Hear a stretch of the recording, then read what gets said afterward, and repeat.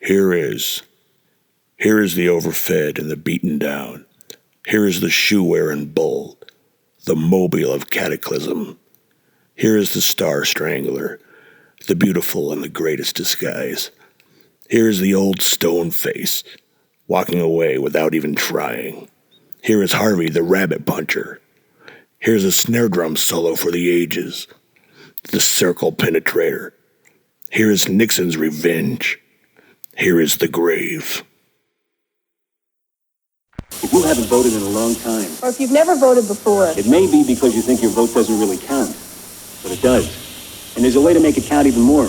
take a friend to vote with you. It'll make voting easier, and it'll really make it count. So vote with your children. And your parents. And your sisters. And your friends. And make it count more. Vote with a friend. And make it count more. Vote with a friend. And make it count more.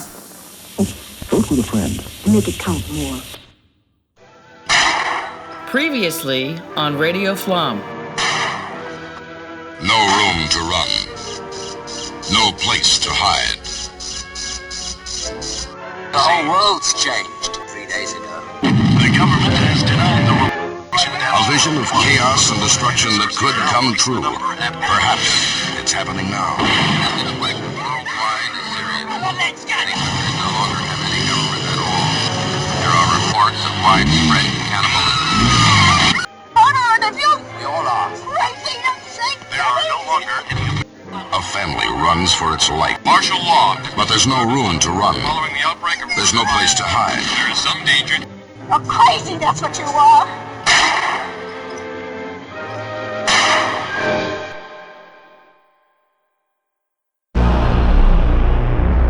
Before you vote, you should know that FLoMMist Steve MIHALLO is the most dangerous thing to happen to this nation. As an educator, Steve MIHALLO has failed unsuspecting students who've done absolutely nothing at all. Also, Steve MIHALLO sat by quietly as crimes were committed every single day, right in front of him. I'm watching TV. And he did nothing about it. And even worse, he hasn't even filed the paperwork to run for office. But I'm not even running for office. And he's not even running for office. What's wrong with you? Steve MIHALLO, FLoMMist, educator. Bad for America, bad for people who expect to see him on the ballot. No, I'm not approving this message. 5 minutes past 12 midnight.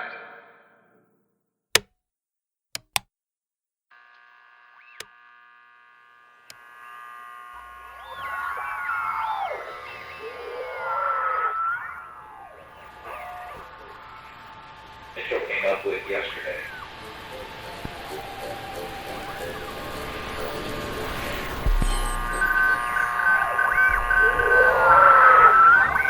As self-evident, a second Bill of Rights, under which a new basis of security and prosperity.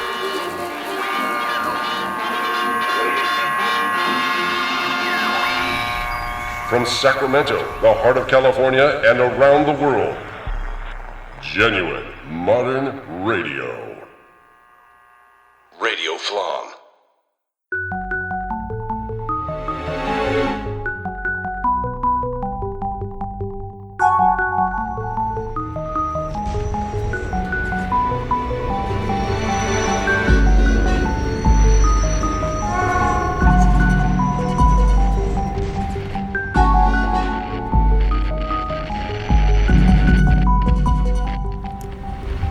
Are you voting? No, I am not. And why not? I feel like it's not even a point. There's no point. Because if our opinion doesn't matter, why try?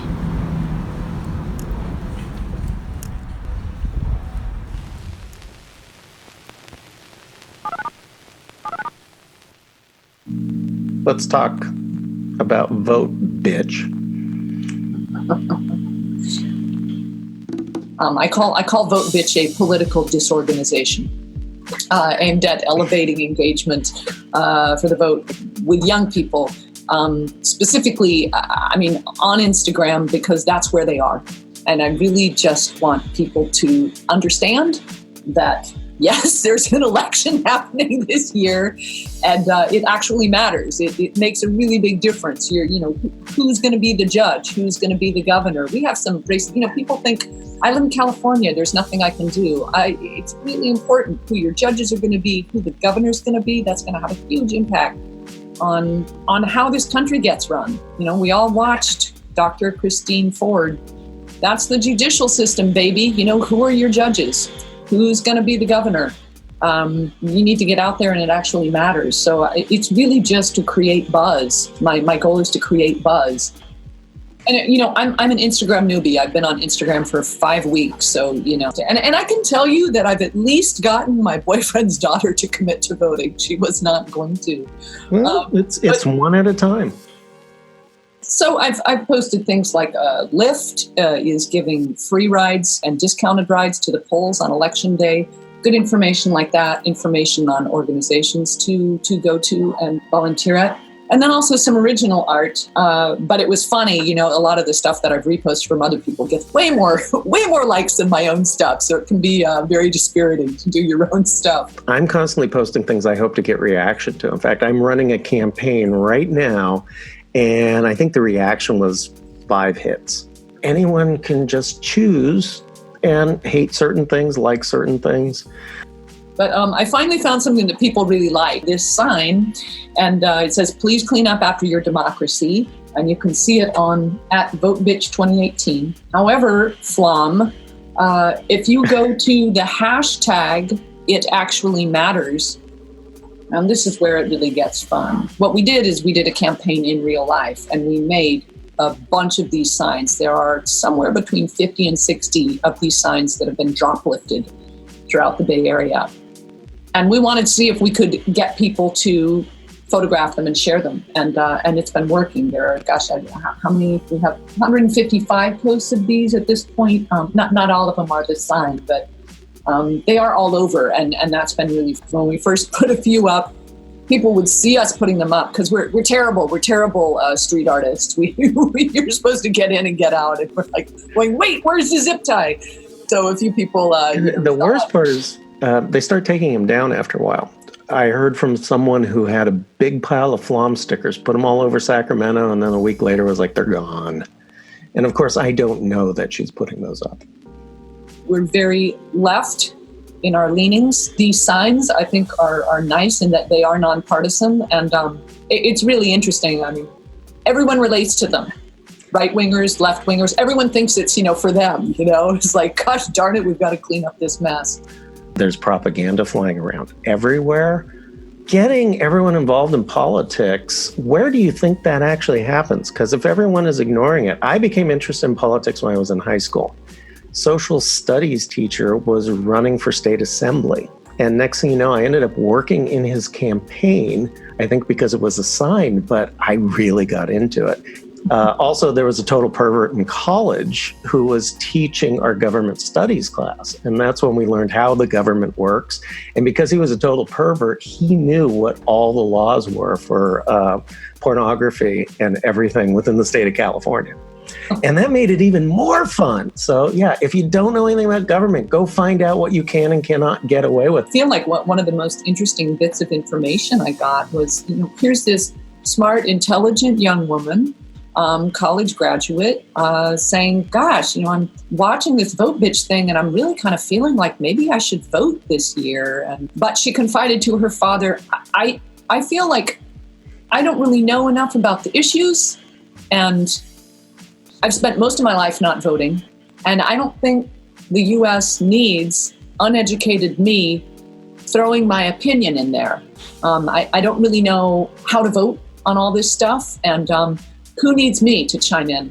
And I felt like that was, that really was very touching to me, that she would, that I would be able to get that information from someone. So I actually wrote something to address it.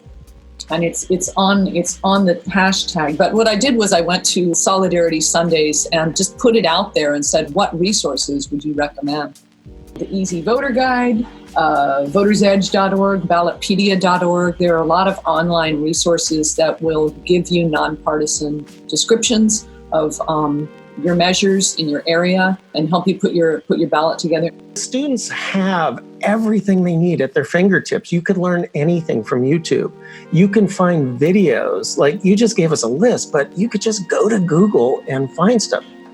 It's fascinating. As a teacher, I'll be in a classroom, and every time I work on a project with my students, my first step is go do your research. You can't design anything unless you research what you're working on. And they seem shocked that, oh my God, I'd have to do that. And then I turned into the old man who says, we used to have this thing called a library. And if we wanted information, we had to go there and have you ever gotten seasick from microfilm?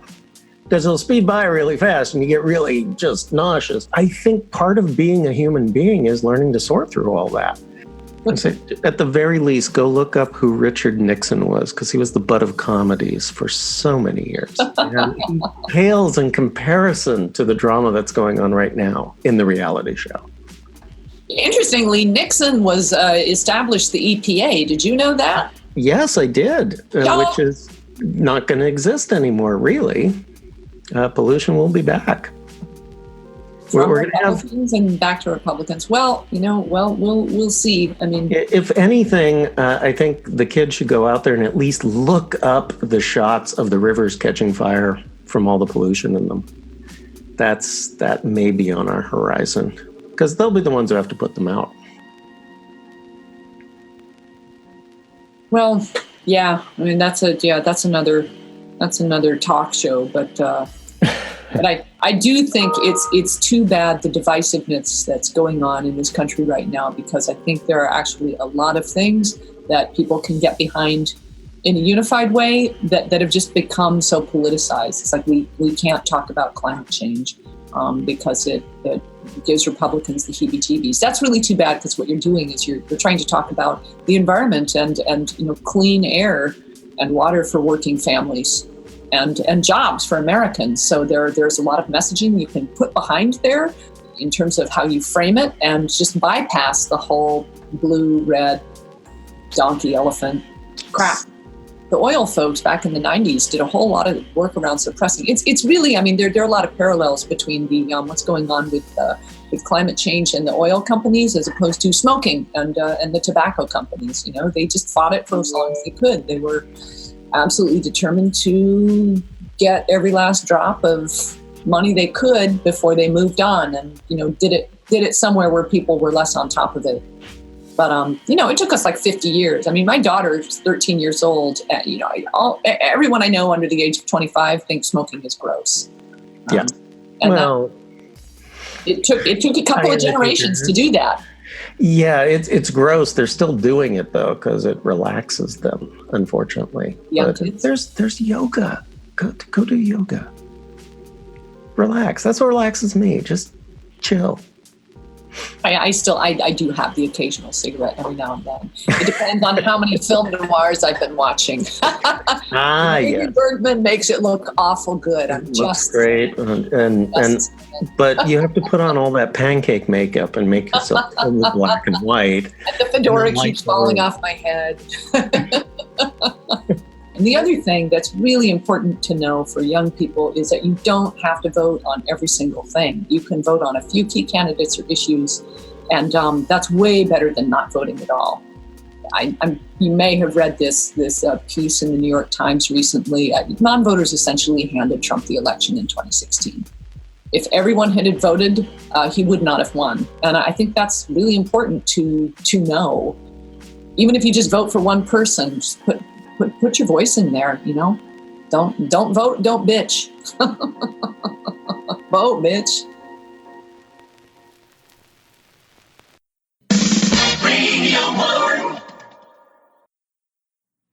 Fragments of a Candle Flame by Amanda Maurer. Withered wicks ignite, our reverent eyes omnipotent, the leading anthracite of an army exponent. The demoniac prestige of imperceptible actions subside, foreseen to besiege and cannot be fortified. One simple snitch to extinguish, and all will decimate, a legacy sent to relinquish, and all but suffocate. Burned out, it will desecrate, in embers we immolate.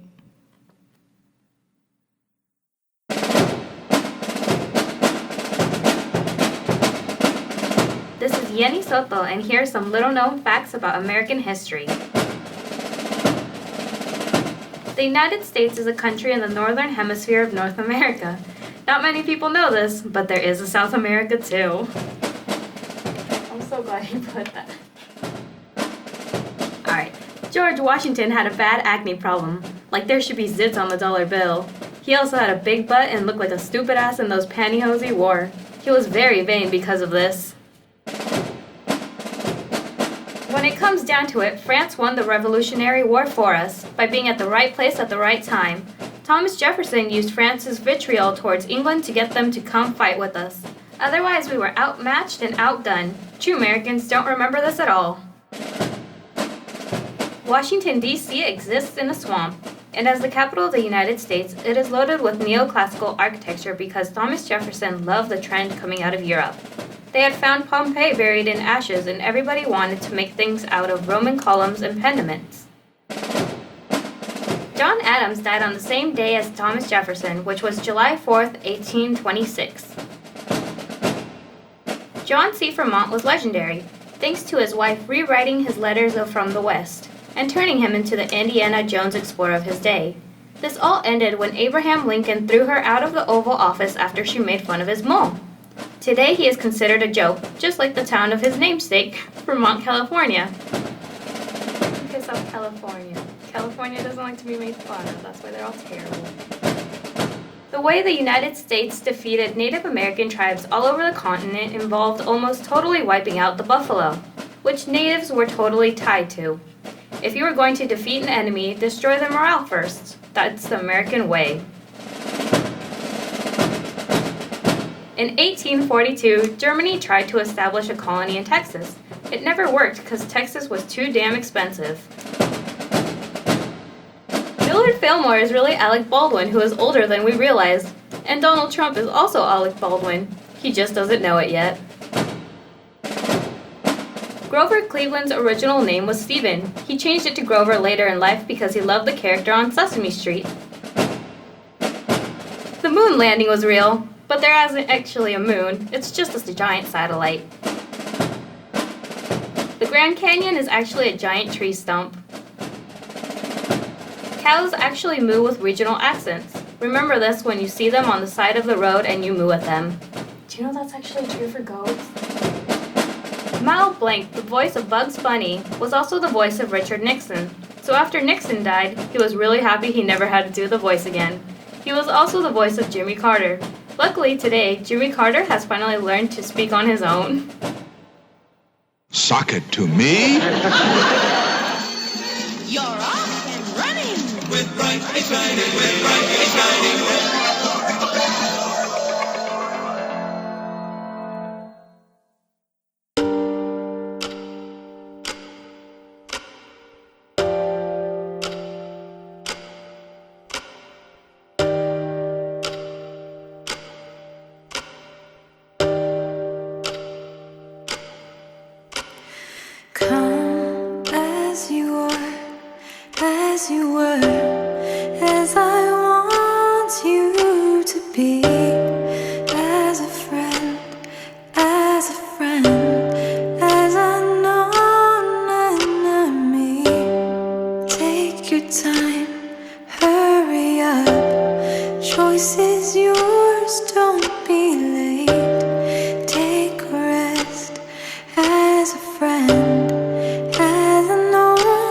Memory.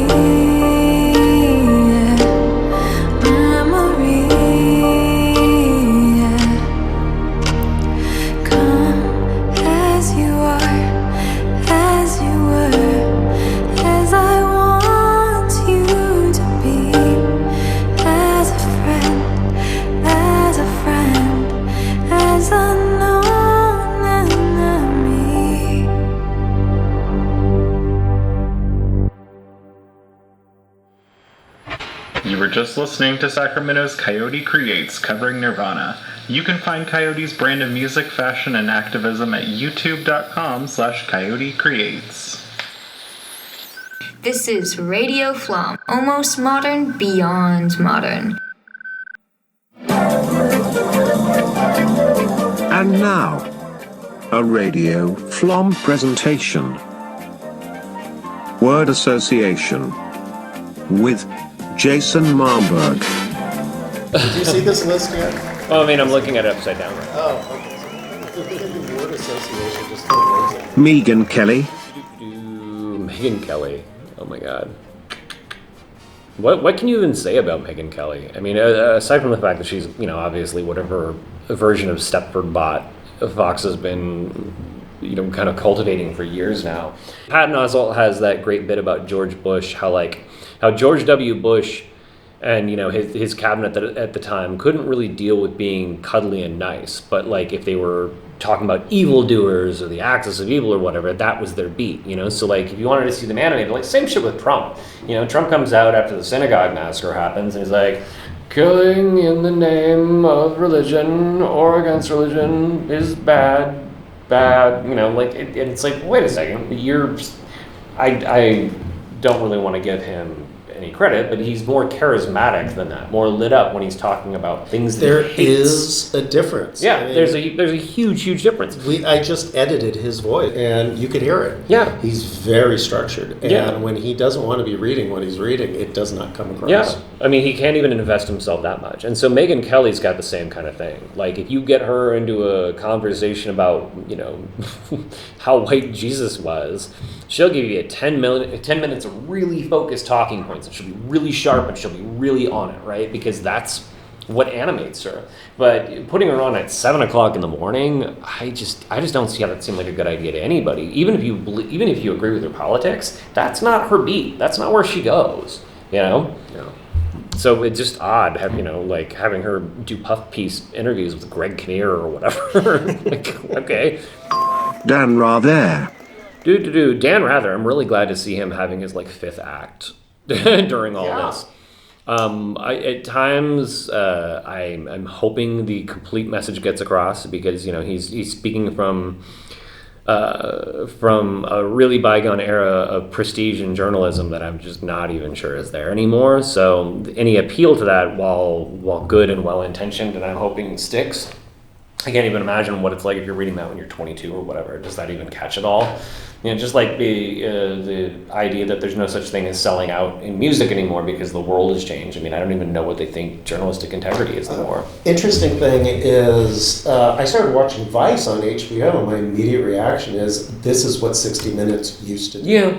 And then my wife found 60 Minutes Australia. And guess what? They're doing what 60 Minutes used to do. Oprah. Oprah, I mean, I have a heart. Everybody loves Oprah. Obviously, celebrity politics isn't really getting us anywhere. However, if we had to step into those waters, then Oprah is the 90-foot tall battle mech that can do it. Handle that for us. Mitch McConnell. Fuck Mitch McConnell. They talk about brazen. I mean, that's the epoch we're living through now. These guys are just going for it as hard as they can. And if we don't manage to eke out a win of at least the House on Tuesday, you haven't seen anything yet. It's insane. They're actually doing interviews with newspapers on Tuesday, talking about taking people's pre-existing conditions away, and then cutting a commercial on Thursday saying that the only people protecting people with pre-existing conditions. But yeah, just insanely brazen. Lou Dobbs is so fucking ridiculous that it's hard to believe that he exists. That he's just the natural conclusion of that chippish evolution of right-wing pundits. It's usually you get the sense that they're just a couple moments away from a breakdown. Rush Limbaugh's the same way. You get so apoplectic and you're like, wow, his head's gonna explode at any moment. Lou Dobbs. Lou Dobbs is what happens after the head is exploded. He's had the breakdown. We thought his career was done 2 years ago, and he just lumbers on because you have You have the aging boomers who unfortunately aren't aging out fast enough, who need somebody to reassure them rather about why, you know, the world looks so scarily different, you know. And that's actually another sticking point with me too. Like the idea that, oh, we have a racist grandma or whatever, but that's just the way she is, or she's old. It's like, okay, well, A, if that's the way she is, then fuck who she is. And then B, your life, you shouldn't get dumber, right? Like you should be leveling up. Obviously, you're not going to do things with the same kind of zest when you're 80 years old, but by that point, you should be improving upon the year before it. Voter suppression. Oh, what do we got here? Voter suppression, yeah, we all fucking know. It's amazing how out in the open they are about it now. They literally don't give a shit. And because they know the voters they're their voters, their base will follow them down whatever abandoned shitty mine shaft they go down. I mean, if you've ever been in a local news comment section when a voter ID comes up, it's amazing, like the frenzy that those people whip themselves into. The idea that somebody's going to just be able to like vote like without any kind of proof at all, and that's the sort of thing somebody would be able to do over and over and over again, even though the data does not at all coincide with their idiotic fantasies. It's the same kind of people who are like, well, yeah, it's an unnamed source though, you know, in a breaking news story. And it's like, okay, well, you don't really understand how journalism works. Journalism isn't, oh, hey, a guy said this, cool, fucking print it. Like there's so much vetting that happens. Shit, dude, I work over at Sacktown. If somebody opens a frozen yogurt place, there are so many layers of fact checking and redundant looking into kind of making sure everything is on the up and up, even for stories like that. It's this idea that like, well, it's an unnamed source. It's like, fucking moron. Like, but yeah. Garbage people. So many fucking garbage people. And I try not to be super dismissive about it, but at the same time, it's just like, I don't know, you know, like, there's this thing that happens where people expect there to be empathy across the board for everybody no matter what. But my empathy in a situation where someone is getting victimized goes immediately to the victim. And any empathy that's left over is still going to go to the victim. I'm not empathizing with you just because you're stupid, too fucking dumb to change the TV channel, you know? I don't know, like, thinking about their feelings, the feelings of people who've been brainwashed by Fox News, I get it. You know, you see you see people posting on Reddit or whatever all the time whenever the subject comes up. You know, my dad is an astrophysicist, very, very smart man, but then he started listening to Rush Limbaugh, and now he's like a completely different person. It's like, okay, that's sad, that sucks, also fuck your fucking dad. Yeah. You know, like your dad is causing real harm to people, and that is where my sympathies go, and that's where my empathy goes, and that's where my wanting to help goes.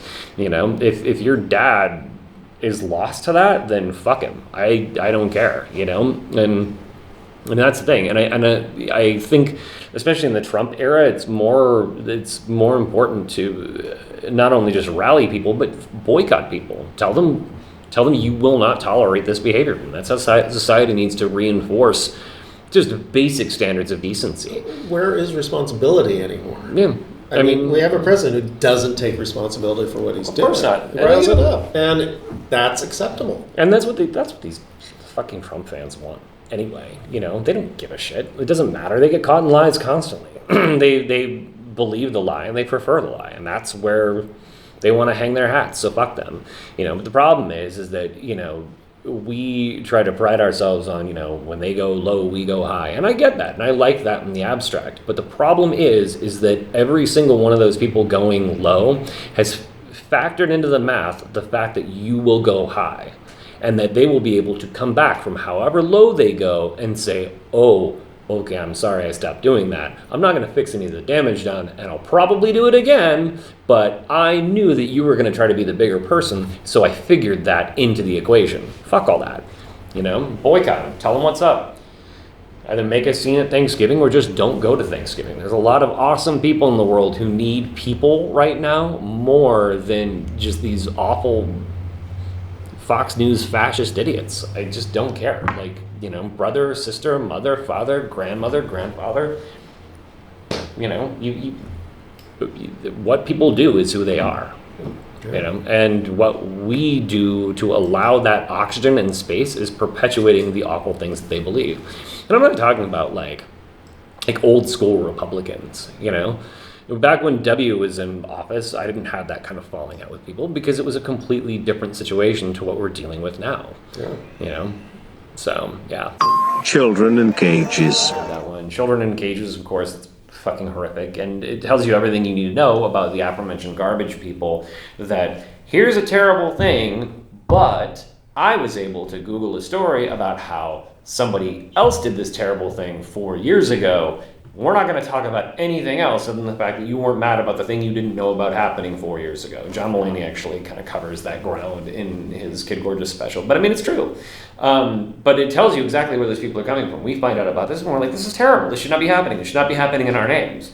And the deflection for their team becomes, well, it's happened before. It's like, okay, you know, but I mean, that's kind of what we're up against, those kinds of people. Okay. Caravan. Caravan. Oh, these fucking people. It's not the people in the caravan. The people responding to the caravan. You know, it's interesting to me. I am a non-believer. I'm an atheist. I do not believe in God. I don't believe in any of that nonsense, astrology, whatever, blah, blah, blah. However, what's interesting is when things happen in real life that, if you were a believer, could credibly be framed as God sending a sign, and still his fucking supporters don't change their mind about shit. A caravan of refugees scheduled to arrive in America around Christmas time could be one of those things. But during the run-up to it, all of the people who are, you know, very conspicuously Christian, the mega churchers, like that whole crew, are going to instead be pissed off at these people, you know, daring to even like look for a better life or get their way to safety, and also whatever's written on the side of their coffee cup that month. And it's going to be insane because that's the month, that's the American month for being more Christian than thou. And the disconnect that those people have is just insane. I'm going to look up the price of myrrh on Amazon. I don't know. I mean, it's funny. The funniest thing about like really hardcore Christians I have found is how often everlasting omnipotent deity is only as worldly wise and empathetic as the person that believes in them. It's almost like you just needed a rationale to do whatever shit you were going to do in the first place, which is like, you know, whatever. That's like kind of cliche to even talk about that at this point. It's like, you know, kind of junior year agnostic Reddit kind of dialogue. But yeah, it'll be really funny to draw that comparison next month between people dead set against this horde of invaders who are going to be like, I don't know, outside of El Paso, ready to like take a nap, but like people are freaking out about it. People get to a certain age and they decide that they know everything. I've known so many people like that, and then it's like you pass them up if you still want to keep learning. Yeah. And I don't think if you want an interesting life, don't do that. Keep going. Some of the best students I ever had are the students who are in their 60s and 70s who want to do new things and do not behave like a 60 or 70 year old. Yeah, well, I mean, that's the trick, right? Like, I don't know.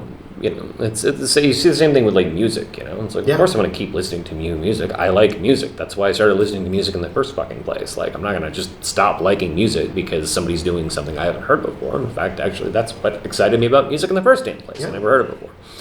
Mass shootings. Mass shootings. Oh, hey. I mean, what do you, I keep saying as we get to these, like, what is there left to say? But yeah, with mass shootings, I mean, we've already kind of just decided as a people that we're going to let someone's idiotic hobby define this for us. And that's really what it is. You know, all these shooting range dads wear fucking camo for no fucking reason, who all fancy themselves as modern day Minutemen. They are the reason that we're dealing with emerging fascism for the first time in, what, like 60, 70 years? Or 70, 80 years in this country? It's the same people. It's this idea that they're going to defend us from tyranny is insane, considering that they're the reason that we're dealing with this kind of transitional tyranny right now. So when you remove that from it, all that you're left with is a hobby. And it's a dumb fucking hobby for us to basically be subsidizing with our lives.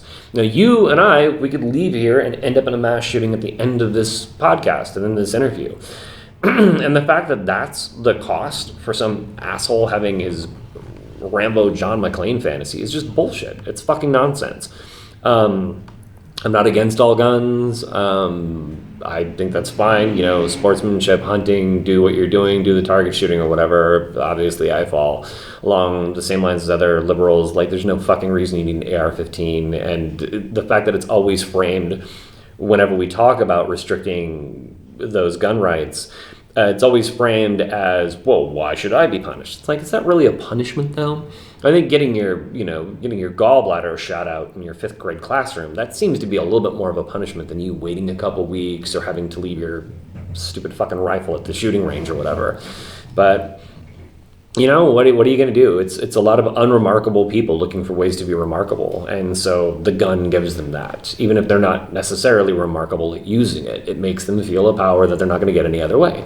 Sort of like a racist demagogue being elected president of the United States. It lets people, what I think about is the big difference between Obama and Trump. And I think that one thing that the right likes to do is cast them in the same light as both being kind of cult of personality style figureheads, simply because they both have a lot of personality. And so there's this feeling that, like, well, what we have with Trump is just like what you guys had with Obama. And, well, that's not really true, though. What we had with Obama was, this guy's not perfect, but he is an aspirational figure. He makes us want to be better. He shows us what is possible. Trump is the exact inverse of that. Trump is, I want to feel remarkable without doing shit. This guy sucks and tells me I'm remarkable, and now he's the president. So it looks like we've won by we couldn't get to the stage, so now we've dynamited the stage. And now we're all on stage because the stage is in fucking rubble.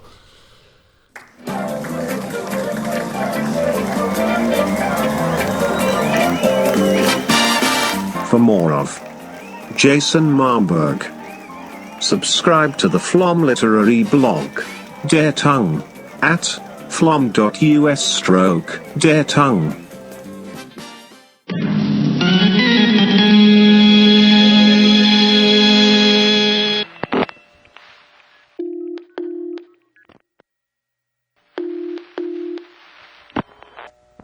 Radio FLoMM takes a phone call with Steve Mehallo and Jasper James of Activism Articulated and Women's March, Sacramento. And then I'm also the president of Women's March. Yeah. So let's talk about that. Forget about... Yeah. Oh, did you not know that? No, I didn't know that. We'll edit this all out. Yeah. We're going on our 3rd anniversary right now. And I have been in the capacity of president for, since the beginning of the summer. So we've been really busy, obviously, and I've been busy on both sides, taking up this role as president and also by the work that we do, which is advocacy communications. So a week before, we did a Black Girls Vote Sacramento forum, and which was really amazing because I was able to connect with Laguna Creek High School and their seniors and juniors there.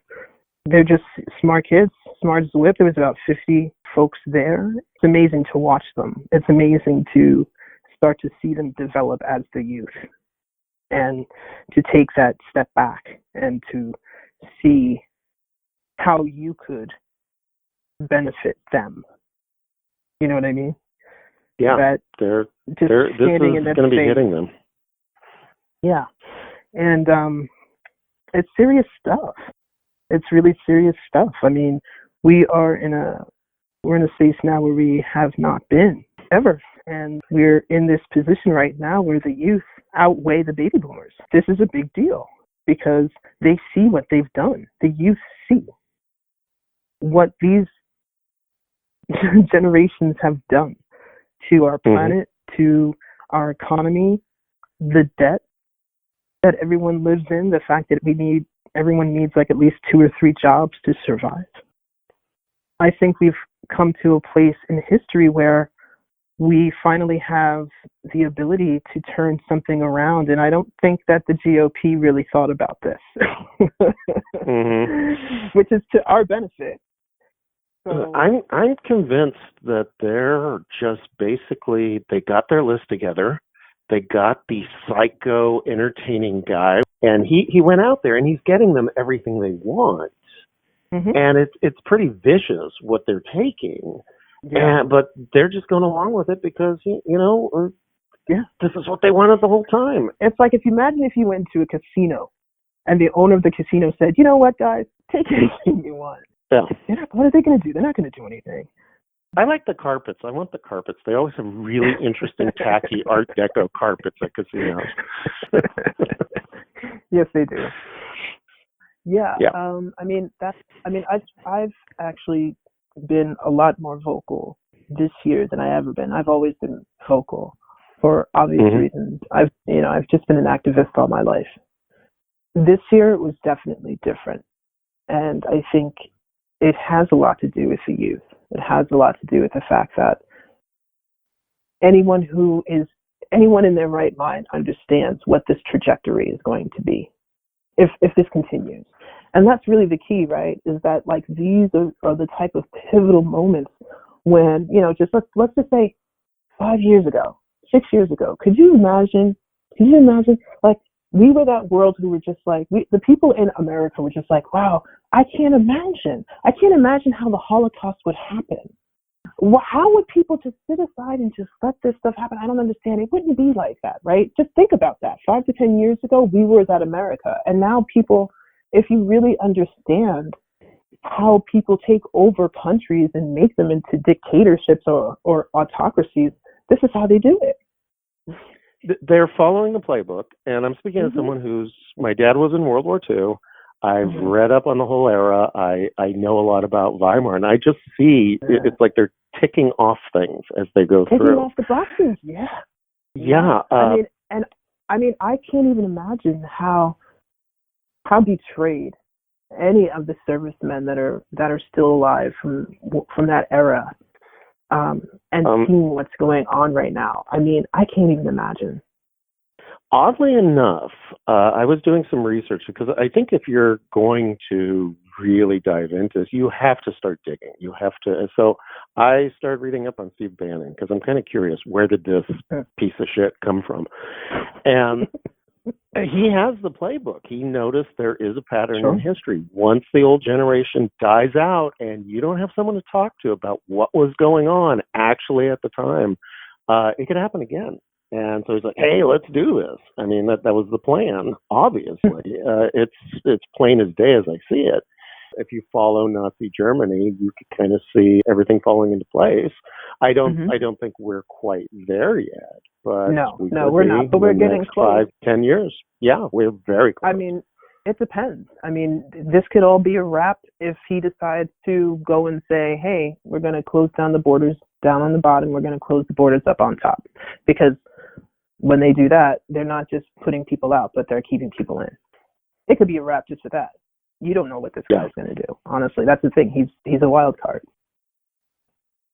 These past couple of weeks, with a Black Girls Vote Sacramento initiative, and then we worked with March On and 50 Miles More organizer Katie Eater to do a banner drop. This was to bring awareness to gun reform, and the banner drop happened in various places at a simultaneous time in Pittsburgh, Florida, Parkland. There was a banner at Sandy Hook, and we had a banner here in Oakland. We've just been really focusing on two things, looking at the issues that are affecting our communities the most and those who are underserved and marginalized. And that is gun violence, not just police violence, gun violence and crimes just between each other. It's really been about what is the epidemic, and guns are an epidemic. The killing of our kids, of our youth in schools, it's an epidemic. So we're looking at what's real, and that's that the youth are facing something that we've never faced.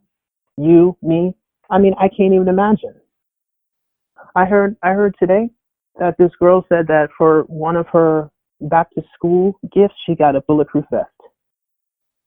So that's what I've really been doing. I have been working to get the vote out on a larger scale.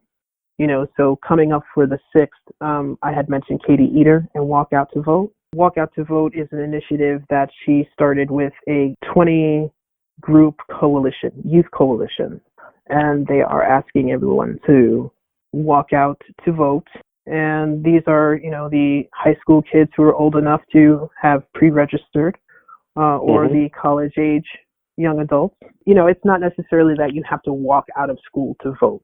It's more that we want to have the youth recognize that this is their time. If there was ever a time for them to truly shift the zeitgeist, be the zeitgeist, shift the needle, it's now. The thing is that there's been a long time where this rhetoric of our vote doesn't matter, that's been a message for a long time.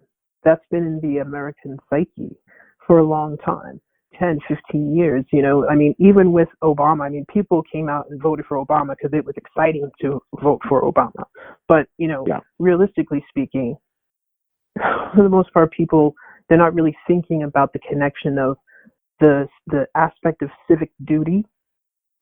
Right. People who don't normally vote, or who kind of, they don't really understand it, they don't really care, they vote whatever.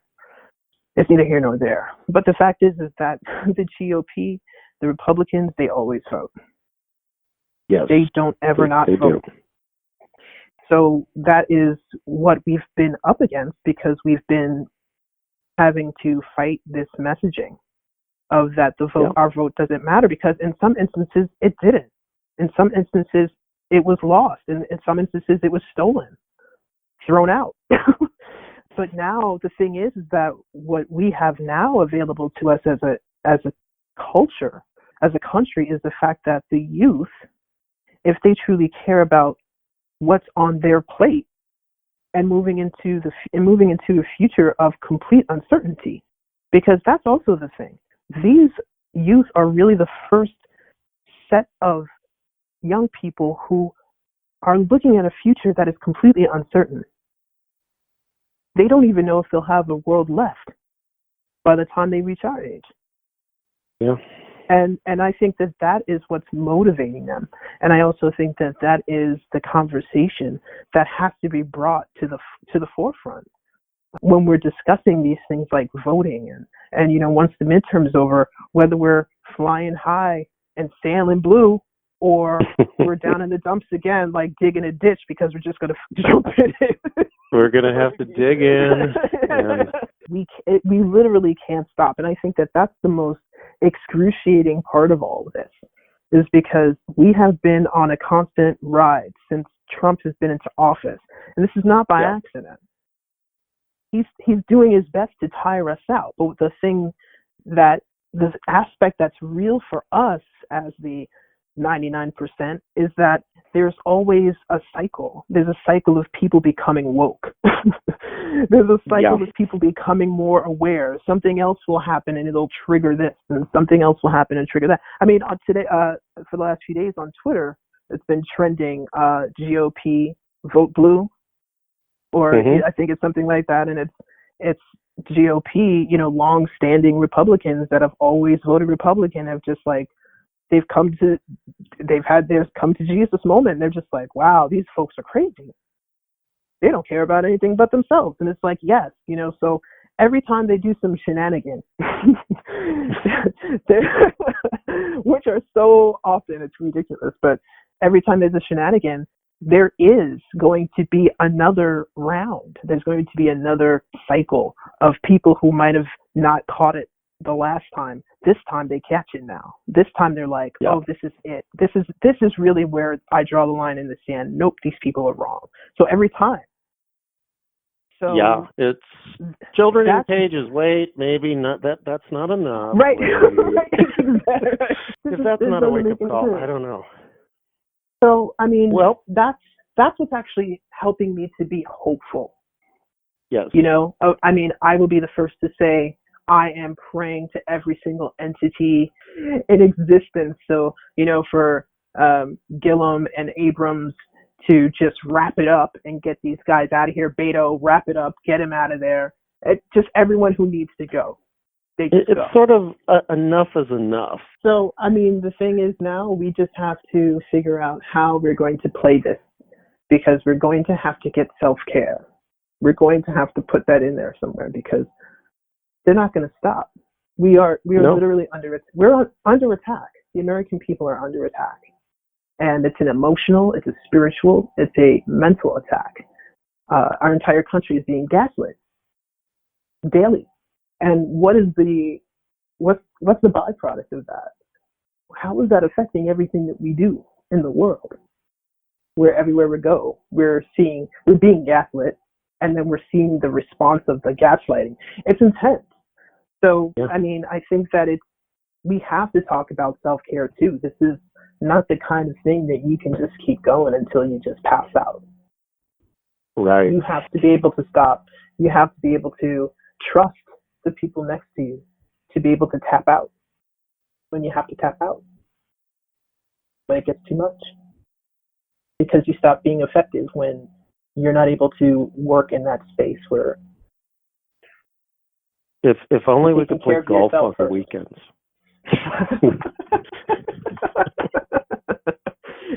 Take Friday off. I hear there's a good spot in Mar-a-Lago. What is it, Mar-a-Lago? Oh, yeah. Take the day off. I mean, hit the ball around. Pay someone to tell you you're doing really well. Why yeah. not? Massages and golf. And then go in the next day and make up more weird shit. I bet that's what he's doing out there. He's going out there, he's like, okay, guys, what can we do next? And he just sits there and comes up with these cockamamie ideas over and over again. That's got to be it, because I work really hard. Yes, coming up with shit. Yeah. I didn't think it was going to be this brutal. It's brutal. No, neither did I. It's a relentless, it's a constant badgering. So that's why I'm saying it's like, that's how we move forward. We move forward. We have to, whatever the outcomes are for November 6th, we're going to have to really just dust ourselves off. We might have to take a week off. I'm just going to go cry in a bowl of oatmeal for a while. And I'm hoping for the best, though. And that's, but again, that's part of the reason why I've spent a lot of my time pushing the youth, mobilizing the youth, engaging the youth. Thinking about how we could really connect with them, from content to messaging to really getting where they are. And that's what education is about. Education is not sitting in a classroom memorizing stuff. That's why I'm doing what I'm doing too. Right. So that's all we can do, and then maybe dance or something.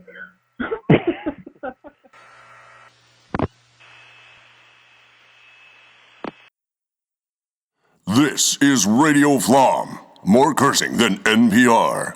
Less screaming than Alex Jones.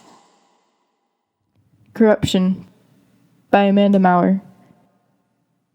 Dainty minds touch fresh drops of morning dew upon the sands of flesh, untainted, born new.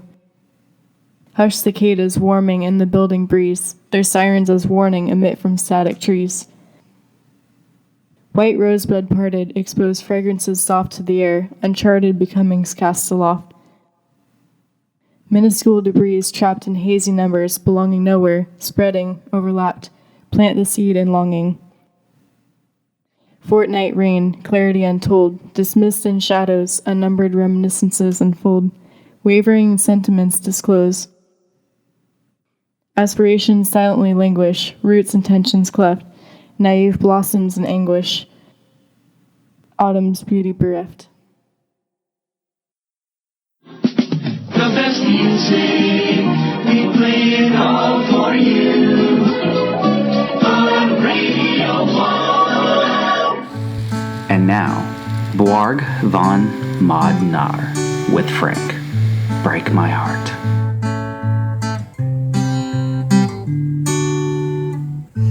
Crossing a police line, 'cause because my friend Frank spit so much fire that it hit a guy 20 times. No, it isn't funny. The system is so broke, so why you out here making yourself look like such a fucking joke? Bruce Almighty, someone's rhyming while white? Can't go back to 1990 and protest Vanilla Ice. Can't figure out now if I'm growing or decaying. I think I've touched infinity and the opener's still playing. Can time collapse in on itself and create subtime? Can I feel the history of my entire bloodline inside this minute and a half of holding? Cause I can feel every single path unfolding for every misstep in my past and future days while I fix my lipstick inside the bathroom at the Ace of Spades. Whoa, I hit that vape way too hard. Now I'm spinning with the planet and I'm feeling all the stars. Like my boy on stage, he'd be swimming in the women if they weren't all underage. The second part's a little sadder than the first, but if we compare sadnesses, you probably got it worse. I apologize that I only text you when I'm high. You say you got issues with your body, but I don't see why. Physically, aesthetically, sonically, you got me struck. Honestly, it's your personality I wouldn't fuck, cause I'm not gonna do this song and dance if you're not watching. But if I saw someone hot to treat me like a backup option, I swear to you, you'd be like, second person I call.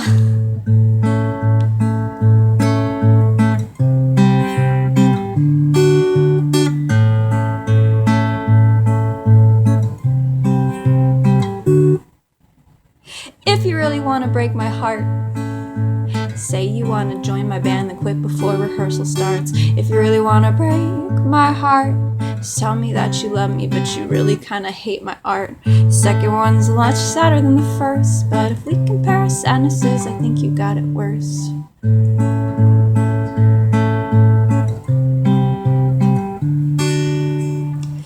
I'm worried it could happen when I drink. My glass is tipping over and I'm spilling what I think. That I could somehow pour my soul out to you and you'd lose it, then be all like, guess I'll see you if you're out there making music. Yeah, babe, guess I'll see you when you pay the cash admission to the only way I wanna see your basic ass. But back to time and relative dimensions in space. I think I need a foxy doctor with a lighter and a vase. But I don't need someone to save me, just someone who lets me be a little more crazy. And a ride, and some weed, and some food, and a family, and a whole lot of motherfucking patience. But that's it. That's it. I'm so low maintenance. I'm here to support a local kid who just blew up, and I'm hella proud of him, but also feeling like a screw up. God damn it, Ann, not everything is all about you, but he sold out the house, and now I wish I had a crowd too. I'm a grown-ass lady, but I'm also just a girl, just some artsy fucking weirdo trying to carve a place out in the world. What if it doesn't happen? What if I don't get mine? Should I become a hater like those people outside in the picket line? Well, I don't know what's in store, cause the original plan was just to kill myself at 24. So I'm just winging it now, and I hope we meet someday. But even if we don't collab, I think it's gonna be okay.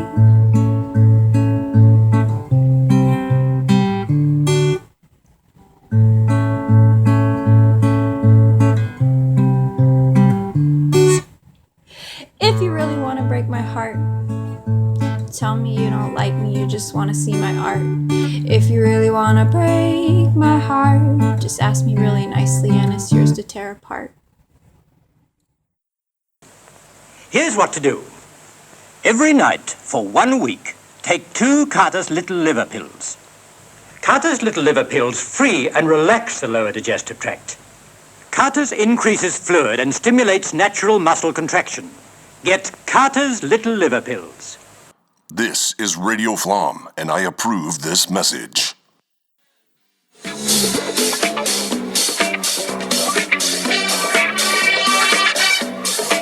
So, what the FLoMM is happening? Here's some stuff to Google this week. A call for papers, topic, metamodernism for the Metamodernism Conference. It's going to be held Thursday, July 4th and 5th at Radboud University in the Netherlands.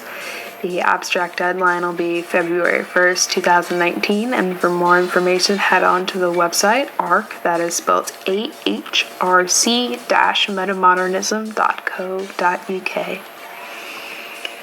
Another call for papers for the 14th International Conference on the Arts and Society, which will be held on June 19th through 21st of 2019. at the Polytechnic Institute of Lisbon in Lisbon, Portugal, and the information for that you can find at artsandsociety.com. Nebraska Mondays, the longest-running experimental jazz series in Sacramento, happens every Monday night at Luna's Cafe at 7:30 p.m., and the address for that will be 1414 16th Street. Tuesday, November 6th, vote. Get up and do something that's going to change the news. All the information that you will need will be at www.vote.org,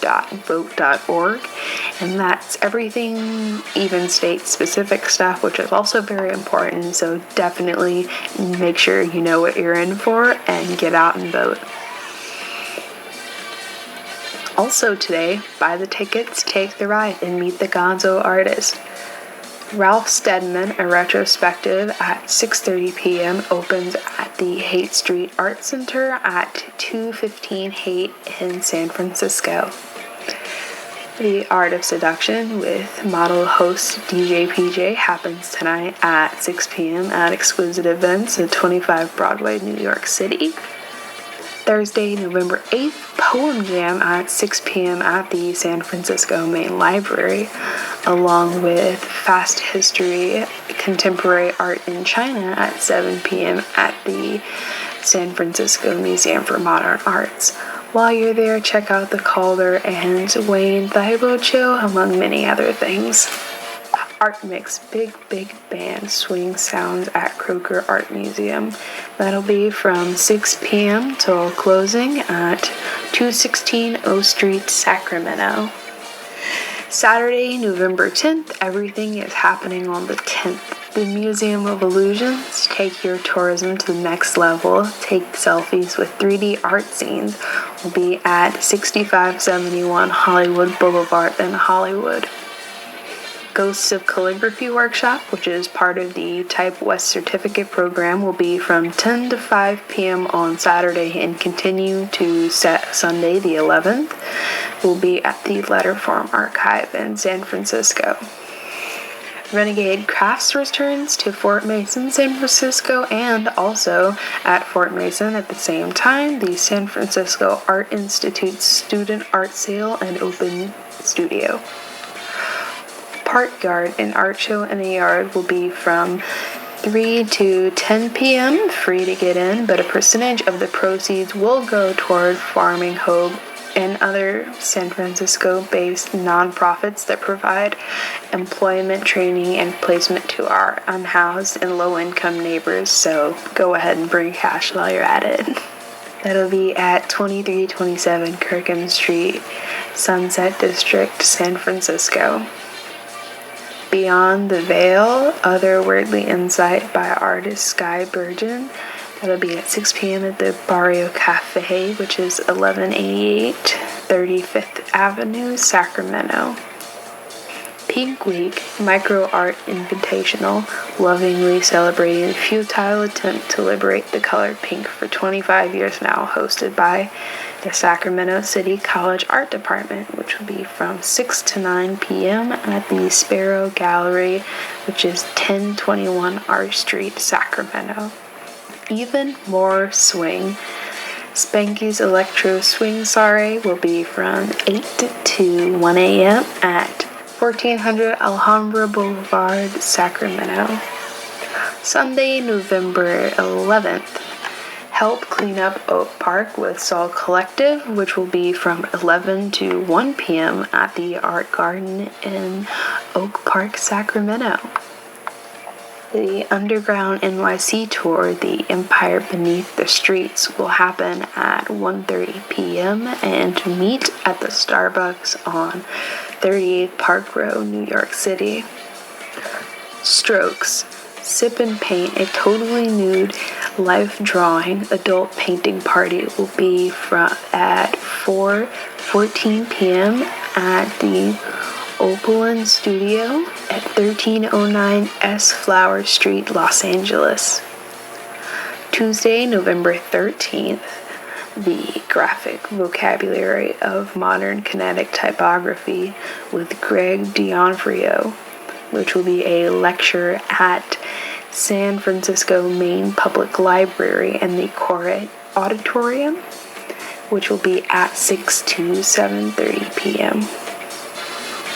Ocean at Holy Diver will be at 7 p.m.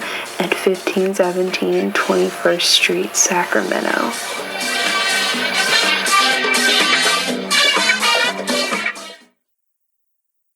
Remember to vote yes on no.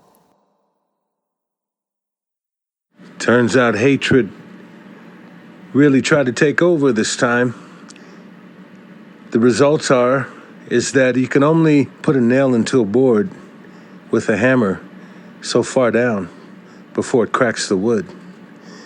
In this case, so much visceral hatred spewing leaders on down have finally found a playland of just coming out of the closet.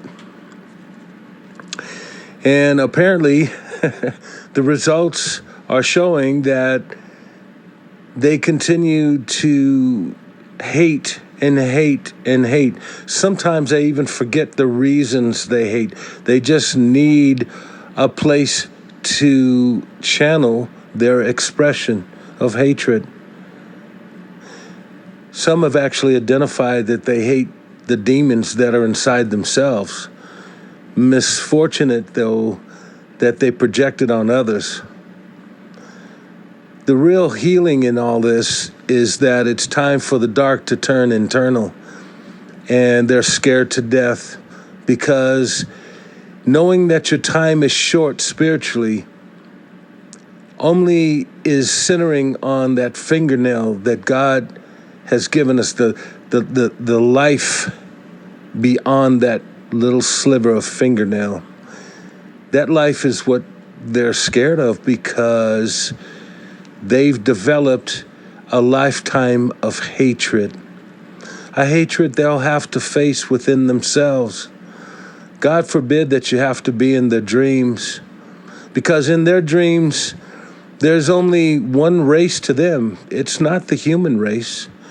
It's this race that they were taught to love. And funny thing is, you can teach love, but you have to feel it too. And what they're feeling is not the love, well, at least universally, the love that we like to associate ourselves, more open cosmology. Seems to me it's more closed-minded cosmology. Therefore, you live in a box, you think in a box, and you act like a box, and you're predictable. So, it's almost like you can bring your point, you can make your point, you can jump up and down and explain other ways to explain it, but they're so used to hating and spewing hate and disagreeing and not listening, so they just will wear you out. This is something that's in the next level, the next dimension to take care of. I think at this point, it's hard to say it, but kick back and rejoice. Be glad, because there's a side of you that knows hot and cold. The hot and cold that exists between right and wrong. There's a point where you'll call 911 to relinquish some help that someone needs in desperate help. Yes, there is a God, and I accept that. There are others who don't, but it's all good. They're still hot and cold. And somewhere somebody draws that line. You out there that's hating, where do you see this ending? In a world that nobody's lived in yet, that nobody's tested? Okay, so let's find somebody who's in pure blood, pure, and let's see if there's any difference. Color, skin color, cultural reference at this point is at the core of individuals. People have to find out where their center is and act it out naturally. Those who hate, you continue what you have to do. For some reason, God's going to use you as a lesson. Those that don't really believe there's a God, okay, well, let's see what lukewarm water looks like. Because eventually, some people will think it's warmer, some people will think it's colder. You sit around and wait, you'll draw a line, we'll see you there. In the meantime, those who continue the spewing hate, the visceral, the continuance of constant petty, constant make this world their world, mommy, you know, get me this, get me that, mommy dearest. Okay. Spoiled children do have really hellacious, tumultuous, and very negative endings. And hopefully what's to blossom from that is a great lesson and a great turnaround for their lives. But at this point, let them experience the joy that's always been there. From Sacramento, the heart of California, and around the world, this has been RADiO FLoMM, recorded live before a studio. Contributors this week in order were Lawrence Ayres, GEANNE MIHALLO, Steve MIHALLO, Vote Bitch, Amanda MAURER, JENI SOTO, COYOTE Creates, Hunter FARNBACH, Jason MALMBERG, Jasper James, Milk Surface, BWARGH von MODNAR, and RONE. Also featured were Announcers Jason Spires, Cliff Allen, and Audrey Daggett. Beats by Diego Val, who can be found at diegovalmusic.com. RADiO FLoMM is produced by Steve MIHALLO, Devin Parks Cloutier, and Milk Surface as himself. Theme music by Chelsea Davis. Sound design and engineering by Steve MIHALLO. RADiO FLoMM is licensed under a Creative Commons Attribution 4.0 international license. However, recordings of contributors or guests of RADiO FLoMM are still protected under international copyright law. RADiO FLoMM contains features for review, opinion, critique, and/or artistic transformation, and may contain adult content and nudity. Want to be featured on RADiO FLoMM? Drop us a note at www.flom.us/contact. FLoMM is a modern art game app, art history resource, faux historical art movement that uses new media to generate interest in art history and education. FLoMM is an online connection, art, history, music, and beyond through Tumblr, Instagram, and other social medias. We are all FLoMMists. You can be too. Donations graciously accepted at patreon.com/FlomUs. We are at FlomUs on most social medias. FLoMM is sometimes explained, but usually not. This is Cliff Allen saying thank you for listening, and if you've enjoyed this podcast, do something about it. Did you know that it was just one electoral vote that made Rutherford B. Hayes America's 19th president? Did you know that only one vote gave statehood to California, Idaho, Texas, and Washington? And did you know that less than one vote per district would have elected Richard Nixon instead of John F. Kennedy in 1960? So you see, one vote does make a difference. Make sure you vote on Election Day, November 6th. Shout out to the Gavin Newsom bot. Someday, when this is all over, let's have a bowl of pho together at the governor's mansion.